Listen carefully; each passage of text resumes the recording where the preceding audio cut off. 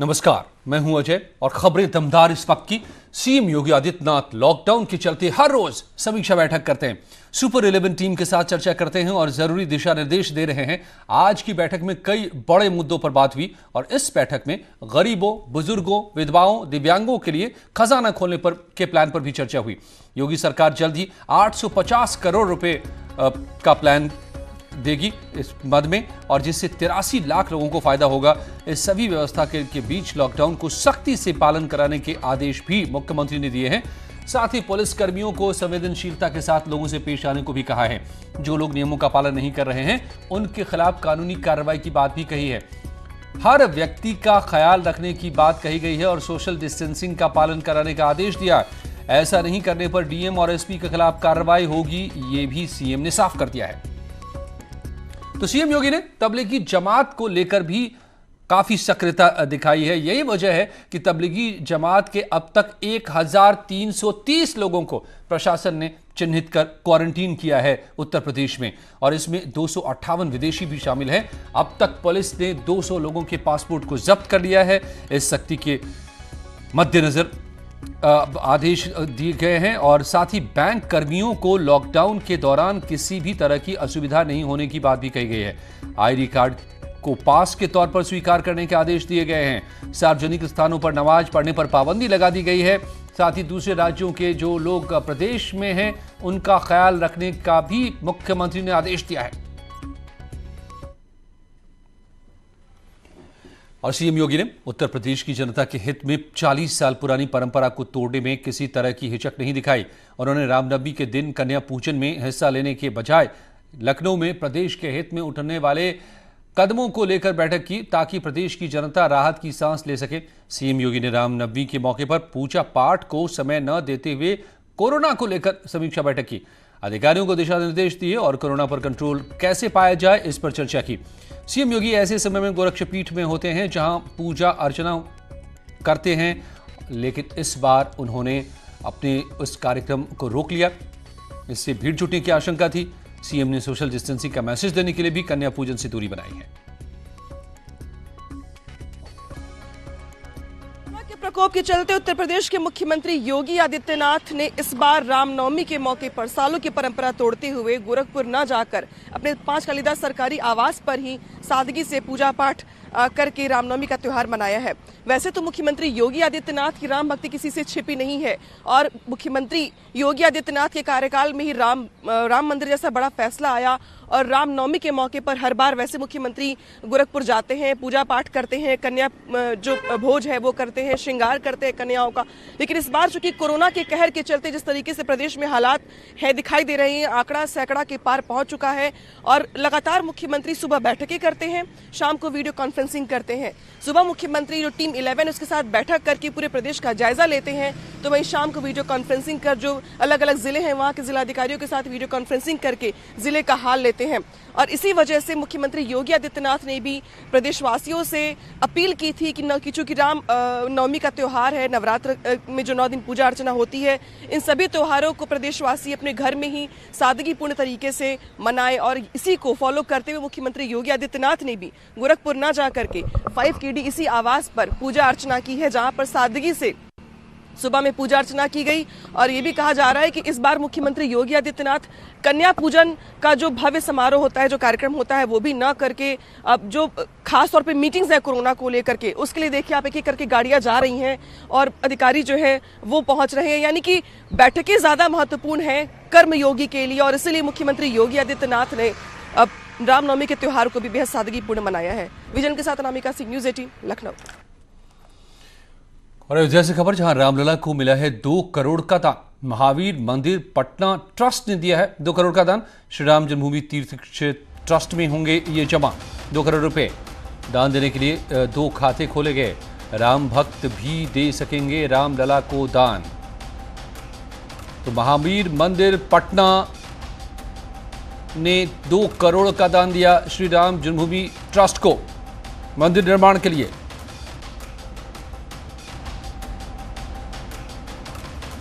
तो बड़ी खबर इस वक्त ही बता रहे हैं आपको, एक बड़ा दान महावीर मंदिर पटना ट्रस्ट की ओर से श्री राम जन्मभूमि तीर्थ क्षेत्र ट्रस्ट को, जिसके जिम्मे है जन्मभूमि मंदिर को बनाने का काम।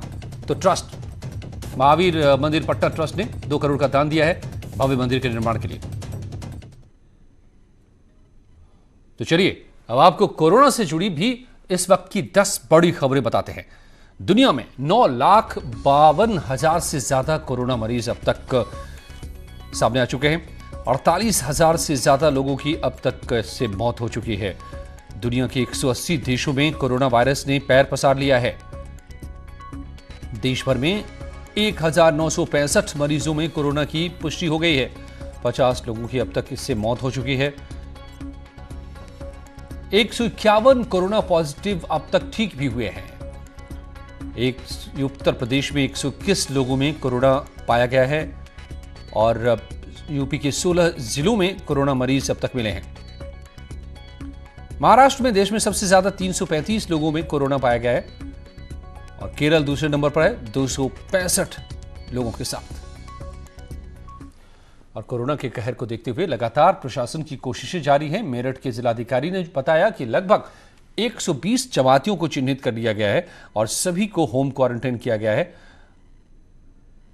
मेरठ में एक जमात में कोरोना पॉजिटिव मिलने के बाद से ही प्रशासन जमातियों की तलाश में लग गया। हाथरस में क्वारंटाइन किए गए लोगों की लापरवाही भी सामने आई है। थाना सादाबाद क्षेत्र के प्राथमिक विद्यालय में दूसरे राज्यों से आए 35 लोगों को क्वारंटाइन किया गया था, लेकिन सभी वहां से चकमा देकर फरार हो गए। हालांकि 6 लोग वापस आ गए, मगर 29 लोग अब भी फरार हैं। जिलाधिकारी ने फरार लोगों के खिलाफ एफआईआर दर्ज कराने के आदेश दिए हैं। और कोरोना की दहशत के बीच आज लॉकडाउन का 9वां दिन है। 5 तस्वीरों के जरिए आपको दिखा रहे हैं लॉकडाउन के दौरान सुरक्षा की तैयारी। पहली तस्वीर नोएडा की है, जहां पर पुलिस कमिश्नर सड़क पर सुरक्षा का जायजा लेते दिख रहे हैं। साथ ही ड्रोन से सुरक्षा पर नजर रखी जा रही है। दूसरी तस्वीर में देखिए राजधानी लखनऊ, जहां पूरे शहर को सैनिटाइज किया गया। तीसरी तस्वीर मेरठ की, जहां लॉकडाउन में भी लोग घरों में बिना मास्क सुरक्षा के निकल रहे हैं और रोकने पर पुलिस से हेकड़ी भी दिखा रहे हैं। पुलिस ने सबको मास्क भी दिए। अयोध्या की तस्वीर, जहां पर रामनवमी इस बार सन्नाटे में मनाया गया है। लोग घरों में ही रामनवमी मना रहे हैं। और दिल्ली में CSIR की तस्वीर है, जहां कोरोना की टेस्ट किट बनाने का दावा किया गया है। इसके जरिए महज 2 घंटे में कोरोना का टेस्ट किया जा सकेगा और इसकी कीमत भी सिर्फ 500 रुपये होगी। लॉकडाउन के साथ साथ शहरों को सैनिटाइज करने का काम भी तेजी से चल रहा है। जिन शहरों में कोरोना फैलने की ज्यादा आशंका है, उन शहरों को सैनिटाइज कर कोरोना से लड़ने की मदद ली जा रही है। आपको दिखा रहे तस्वीरें पहली लखनऊ की, जहां पर लॉकडाउन का सख्ती से पालन कराया गया है और शहर को सैनिटाइज किया जा रहा है। मिर्जापुर में भी सार्वजनिक जगहों पर सैनिटाइज करने का काम चल रहा है। मुख्यमंत्री के आदेश के बाद लखनऊ सहित कई बड़े शहरों में सैनिटाइजेशन का जिम्मा फायर ब्रिगेड को सौंपा गया है। पुलिस, फायर ब्रिगेड और नगर निगम की संयुक्त टीम अब लखनऊ में भी सैनिटाइजेशन का काम करेगी। बात करने के लिए हमारे साथ लखनऊ के जॉइंट कमिश्नर हैं। सर, क्या आज से शुरू किया गया है? पूरे लखनऊ में सैनिटाइज करने के लिए अभियान में फायर सर्विस की भी अब मदद की जा रही है, क्योंकि नगर निगम के जो संसाधन है उनके साथ हम लोगों ने कहा कि अगर कई विभागों के संसाधन जुड़ जाएं तो इसका इफेक्ट कई गुना बढ़ जाएगा। और फॉर्चुनेटली अभी आग लगने जैसी घटनाओं में कमी है, तो हम और जो मिस्ट गाड़ियाँ हमारी हम उसका उपयोग कर रहे हैं। और कुछ जो इसका लिक्विड है, सोडियम हाइपोक्लोराइड वगैरह, वो नगर निगम की तरफ से प्रोवाइड कराया गया है। और फायर सर्विस की जो एरियाज़ हैं और नगर निगम के जोन हैं, उनके बीच में कोऑर्डिनेशन करके पूरे शहर को 8 भागों में बांट के हम कवर करेंगे, जिसमें लखनऊ ग्रामीण भी शामिल है। और सभी ऐसे इलाकों को सैनिटाइज करेंगे जहां से वायरस को हम और कम कर सकते हो।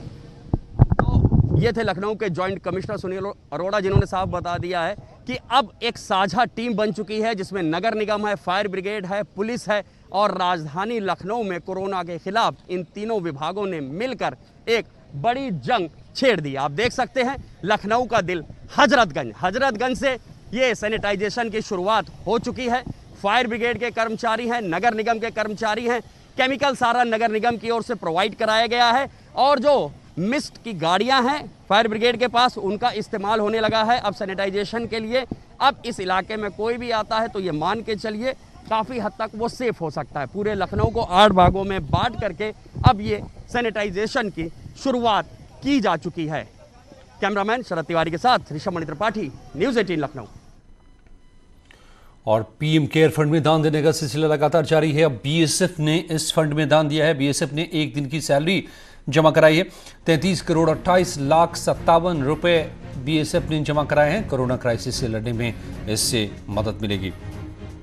तो बीएसएफ जो लगातार बॉर्डर सिक्योरिटी फोर्सेस देश के लिए बीएसएफ के जवान लड़ रहे हैं हर दिन, वो कीमत समझते हैं कि क्या है कोरोना से लड़ना। इस वक्त देश को दुश्मनों से बचाने वाले, कोरोना से भी बचाने के लिए पीएम केयर फंड में अपने एक दिन की सैलरी को दिया है। और पीएम मोदी ने कोरोना वायरस के लगातार बढ़ते मरीजों को देखकर चिंतित है। ये वजह है कि लगातार केंद्र सरकार राज्यों से चर्चा कर रही है। आज पीएम मोदी ने सभी राज्यों के मुख्यमंत्रियों के साथ वीडियो कॉन्फ्रेंसिंग के जरिए बातचीत की और इस बैठक में कोरोना से लड़ने के पर चर्चा की गई। पीएम मोदी ने बैठक में कहा कि हर हाल में लोगों को बचाना हमारा लक्ष्य है, लेकिन लॉकडाउन के खत्म होने के बाद क्या होगा, इस पर राज्यों से साझा रणनीति तैयार करने पर पीएम मोदी ने बल दिया ताकि देश को लॉकडाउन के बाद पटरी पर लाया जा सके। पीएम मोदी ने कहा कि कुछ हफ्तों में टेस्टिंग, ट्रेसिंग, आइसोलेशन के साथ क्वारंटीन करने पर फोकस करना होगा। इस दौरान कई मुख्यमंत्रियों ने पीएम मोदी को निजामुद्दीन मरकज मामले में उठाए गए कदमों की जानकारी दी। और कांग्रेस वर्किंग कमेटी की बैठक में पार्टी अध्यक्ष और यूपीए चेयरपर्सन सोनिया गांधी ने कहा कि सरकार ने लॉकडाउन अधूरी तैयारियों से लागू किया, जिससे देश भर के लाखों मजदूरों को समस्याओं का सामना करना पड़ा। उन्हें खाने पीने की समस्या भी हुई। उन्होंने कांग्रेस कार्यकर्ताओं से भी मदद का आह्वान किया। जरूरी हो सकता है, लेकिन जिस तरह से लागू किया गया वो भी केवल कुछ घंटों के सूचना पर, उसने आम जनता को भारी दिक्कतें पैदा कर दी। बिना रोजमर्रा के साधनों के लाखों प्रवासी मजदूर परिवार सहित सैकड़ों किलोमीटर दूर अपने गांव की ओर जाने को मजबूर हो गए। लाखों मजदूरों द्वारा पलायन के इस पीड़ादायक स्थिति ने हर दिल को बहुत दर्द पहुंचाया है। हमें से हर व्यक्ति का यह कर्तव्य है कि उनकी इस तकलीफ को बांटे और जहां तक हो सके उन सब की मदद करें। और सोनिया गांधी पर अमित शाह ने पलटवार किया है। कोरोना पर एक्शन लेने पर पीएम की हर तरफ तारीफ हो रही है। अमित शाह ने लिखा है, अंतर्राष्ट्रीय स्तर पर मोदी की कोशिशों की तारीफ। कांग्रेस अभी भी घटिया राजनीति पर उतारू है। कांग्रेस राष्ट्रीय हितों के बारे में सोचे। कांग्रेस लोगों को गुमराह करना बंद करे। पीएम अमित शाह का ये बयान कांग्रेस अध्यक्षा पर पलटवार। और लखनऊ कानपुर मंडल के अधिकारियों के साथ वीसी कर रहे हैं सीएम योगी। नेपाल बॉर्डर से सटे इलाकों के अधिकारी भी वीडियो कॉन्फ्रेंसिंग में शामिल हो रहे हैं। कोरोना को लेकर के सीएम योगी इस वक्त चर्चा कर रहे हैं और वीडियो कॉन्फ्रेंसिंग के जरिए जो भी नेपाल बॉर्डर से जुड़े इलाके हैं और उसके अलावा लखनऊ और कानपुर मंडल के अधिकारी उनसे सीधे रूबरू हैं। लगातार मुख्यमंत्री योगी हर जगह पर पूरे सूबे में निगाह बनाए हुए हैं, हर जगह से जुड़ रहे हैं, हर जगह पर जा रहे हैं और सीधे सीधे कोरोना से जंग में मैदान में लड़ते दिख रहे हैं सीएम योगी। और सरधना से बीजेपी विधायक संगीत सोम ने कहा है कि तबलीगी जमात में शामिल लोगों से आतंकवादियों जैसा सलूक होना चाहिए, क्योंकि उन्होंने सोची समझी साजिश के तहत कोरोना फैलाने का काम किया है।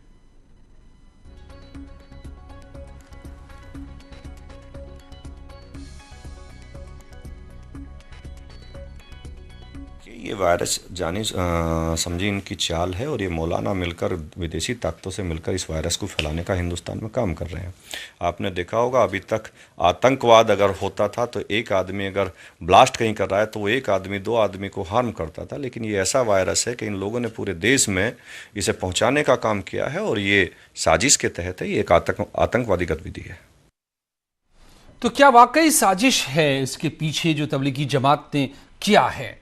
इस एंगल से भी दिल्ली पुलिस की क्राइम ब्रांच इस पूरे मामले की जांच कर रही है और कोरोना की वजह से पूरे देश में लॉकडाउन है और सभी यात्री ट्रेनें भी बंद हैं, लेकिन मालगाड़ियों का संचालन लगातार जारी है। एक मालगाड़ी खाद्य सामग्री लेकर कानपुर सेंट्रल स्टेशन पहुंची, जिस पर सेंट्रल स्टेशन के उप यातायात प्रबंधक हिमांशु शेखर ने बताया कि आपातकाल में देश के एक कोने से दूसरे कोने तक पार्सल स्पेशल ट्रेन चलाई जा रही है। सेंट्रल स्टेशन से ट्रेन के पार्सल में मछली लोड कर कोलकाता भेजा जा रहा है, साथ ही बाकी कई शहरों में खाने का सामान पार्सल के जरिए भेजने की तैयारी है।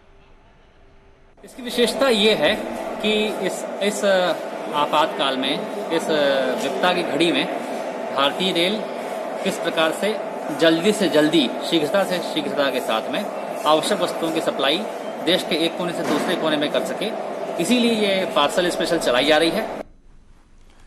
और कोरोना का खौफ लोगों के दिलों दिमाग में असर डाल रहा है।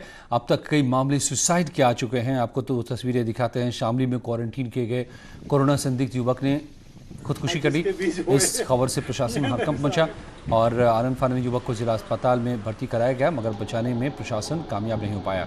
और दूसरी कानपुर में एक कोरोना संदिग्ध महिला की मौत का मामला सामने आया है। यह महिला एक डॉक्टर की मां बताई जा रही है, जो 2 दिन पहले बाहर से आई थी। हालत अस्पताल में IDH में भर्ती कराया गया था। फिलहाल पोस्टमार्टम रिपोर्ट के इंतजार किया जा रहा है, ताकि ये बात साफ हो पाए कि कोरोना वायरस की वजह से मौत हुई या फिर कोई और वजह थी। सुबह कि एक व्यक्ति जो एडमिट था क्वारंटीन वार्ड में, उसने सुसाइड कर ली है। हम लोग सब यहाँ मौजूद हैं। SDM साहब हैं, CO साहब हैं, मैं और कप्तान साहब हैं। इसकी जांच चल रही है। सुसाइड का कारण क्या बना? उसको स्वास्थ्य सुविधा नहीं मिल पाई थी। स्वास्थ्य सुविधा उसको मिली थी। 31 तारीख में वो यहाँ एडमिट हुआ था, उसकी देखभाल करी जा रही थी, पर क्योंकि उसको सिम्टम्स थे कुछ हल्के, तो इसलिए उसका जो है सैंपल भी लिया गया है। सैंपल की जो रिपोर्ट है वो अभी अवेटेड है। सैंपल की रिपोर्ट अभी दोपहर तक आ जाएगी।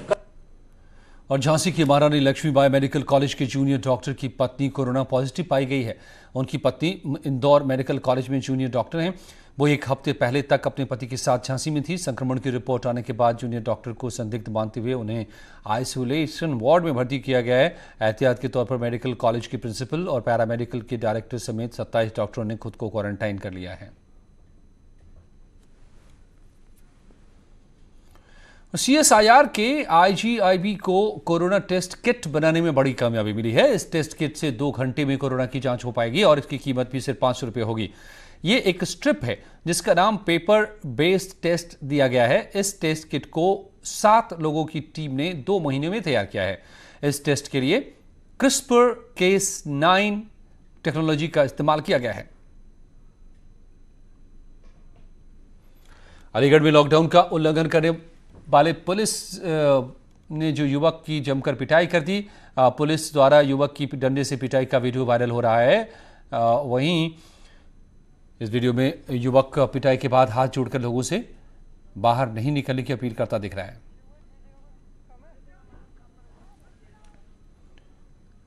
महामारी के बीच कमीशन खोरी भी जारी है। मामला कानपुर देहात के रसूलाबाद थाना क्षेत्र का है, जहां पर कोठीदार की शिकायत मिलने पर पहुंचे ग्रामीण प्रधान की भी जमकर पिटाई कर दी। दरअसल नरेगा मजदूरों को दिए जाने वाले मुफ्त राशन पर भी कोठीदार पैसों की डिमांड कर रहा था, जिसकी शिकायत मिलने पर ग्राम प्रधान जगरूप सिंह कोठीदार के पास पहुंचे तो अपने बेटे और साथियों के साथ मिलकर ग्राम प्रधान की बेरहमी से पिटाई कर दी।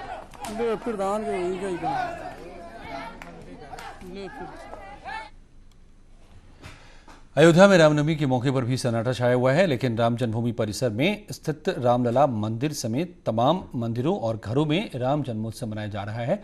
अयोध्या की सीमा पर पुलिस पूरी तरह से सतर्क है, इससे भीड़ जमा न हो पाए।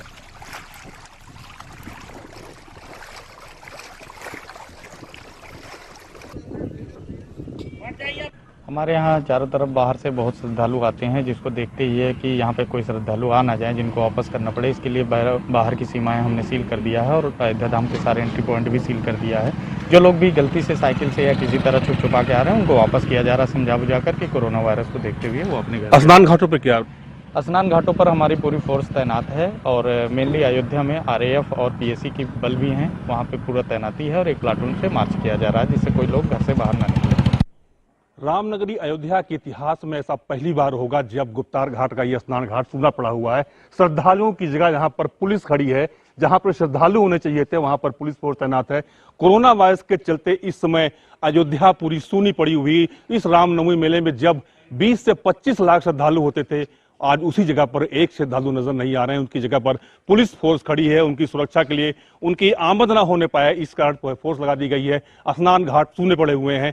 इतिहास ये साक्षी रहेगा इस दिन का, जब सुप्रीम कोर्ट के फैसले के बाद ये पहली रामनवमी होगी जब अयोध्या में एक भी श्रद्धालु नहीं है। हालांकि संतों ने भी अपील की है कि सब लोग अपने घरों में रामनवमी मनाएं। ऐसा पहली बार होगा जब हर घर में भगवान राम प्रतीकात्मक रूप से जन्म लेंगे। केवी शुक्ला, न्यूज़ 18, अयोध्या।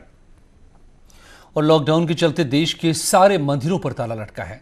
ऐसे में रामनवमी के मौके पर आज प्रयागराज के मंदिरों में पुजारियों ने ही सिर्फ पूजा की। अखाड़ा परिषद के अध्यक्ष नरेंद्र गिरि ने लेटे हुए हनुमान जी की आरती कर भगवान राम से कोरोना वायरस से देश को मुक्त करने की प्रार्थना की। अध्यक्ष नरेंद्र गिरि ने बताया कि मंदिर में पूजा करने के बाद दोबारा ताला लगा दिया गया है। फतेहपुर जिले में भी मंदिर बंद रहे। रामनवमी के दिन जहां इन मंदिरों में श्रद्धालुओं की भारी भीड़ हुआ करती थी, वहीं पर आज सन्नाटा रहा। लोगों ने अपने घरों में ही रहकर रामनवमी का पर्व मनाया।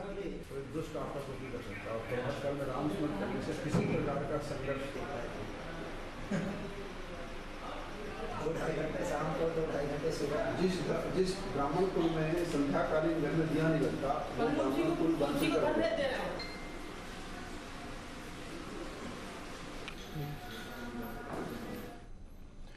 कोरोना के खिलाफ देश की लड़ाई में हर कोई अपने हिसाब से योगदान दे रहा है।